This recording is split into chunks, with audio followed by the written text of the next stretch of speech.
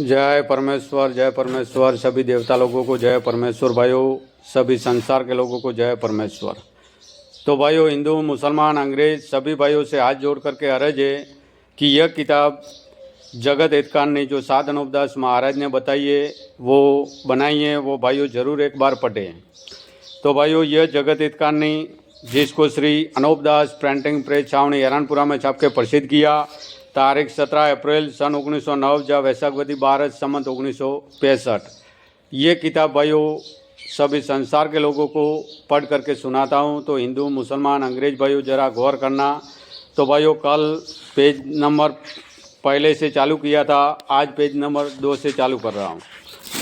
जय परमेश्वर भाइयों। तो ख्याल करना मेरे भाइयों, कर लिए और बुद्धि भ्रष्ट कर दिए पाप के सबब से कि जिस दिन से इस हिंदुस्तान में काल पढ़ाना बलराजा के बाद से शुरू किया है, सो उन्होंने भी काल पढ़ा के रावण वगैरह की तरह से लक्ष्मी और धन काबू में कर लिया है और जहाज़ों में लाद के दरियाओं के पार ले गए।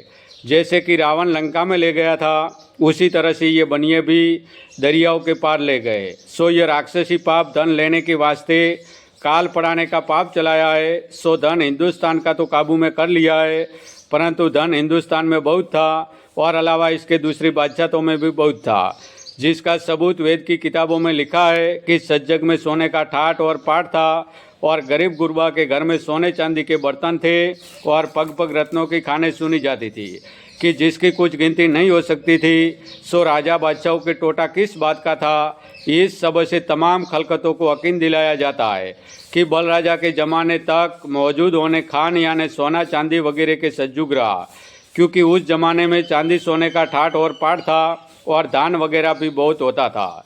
क्योंकि सज्जग में काल वगैरह नहीं पड़ता था, इससे धान वगैरह सज्जग में बहुत होता था। जब से इन महाजनान ने काल पढ़ाना शुरू किया, जिस दिन से दिन दिन जमाना बुरा होता जाता है और काल वगैरह यह बनिए लोग नहीं पढ़ावे तो सदा सतयुगी है।